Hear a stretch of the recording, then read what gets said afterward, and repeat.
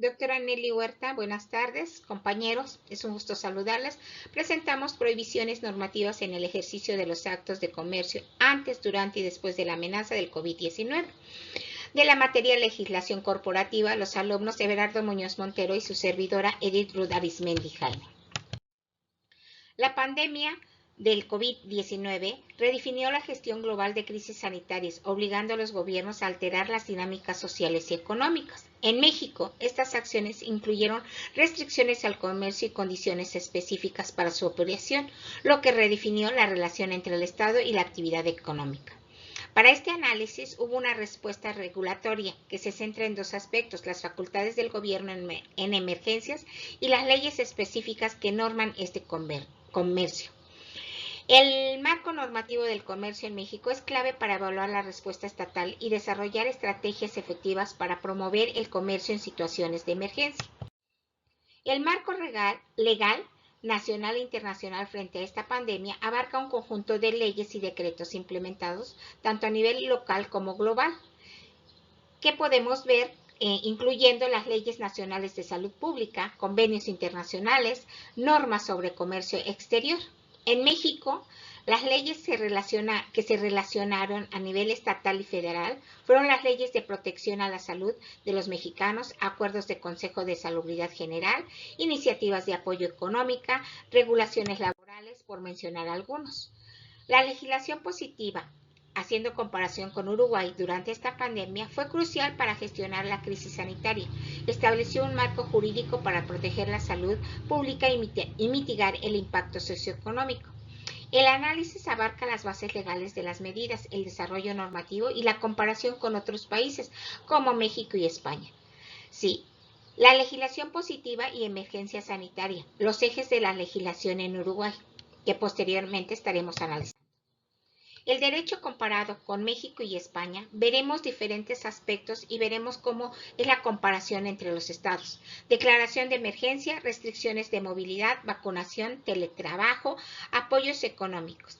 En cuanto a la declaración de emergencia, Uruguay lo declara como emergencia sanitaria, México lo declara como contingencia sanitaria y España lo decreta como un estado de alarma. En cuanto a la vacunación, Uruguay hace una vacunación gratuita y voluntaria. México también es gratuita, pero por fases y priorizando los grupos vulnerables.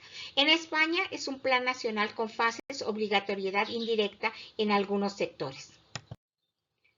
El análisis comparativo revela diferencias claves en la gestión de la crisis sanitaria. La comparación con otros países muestra distintos enfoques legales y administrativos, reflejando la flexibilidad del derecho ante situaciones imprevistas. La metodología se analizó un enfoque cualitativo y cuantitativo. ¿Sí? En cuanto al enfoque, métodos cualitativos se analizaron en una investigación documental, en métodos cuantitativos, encuestas a comerciantes y empresarios.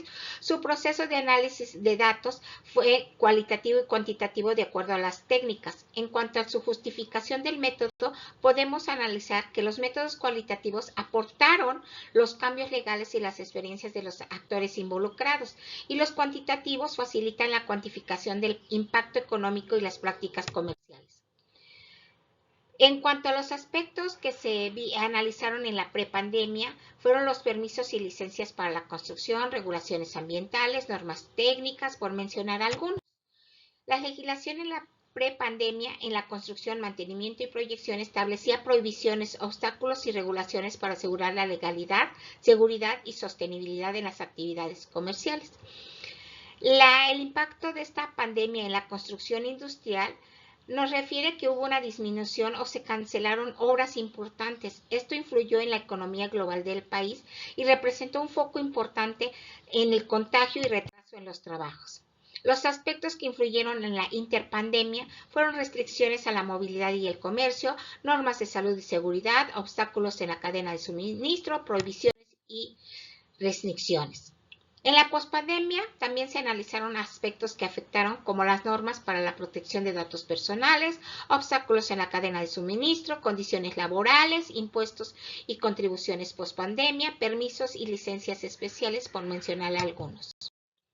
En cuanto a conclusión, tenemos que la evolución de la legislación comercial en México ha respondido de manera adaptativa a cambios como la pandemia de COVID-19, abarcando varias áreas clave: la regulación sanitaria, comercio electrónico, comercio internacional, teletrabajo y política fiscal. En conjunto, la modernización normativa busca equilibrar la protección de la salud pública y la economía, aunque representa desafíos en costos y cumplimiento para las empresas. Algunas referencias. Muchísimas gracias por su atención.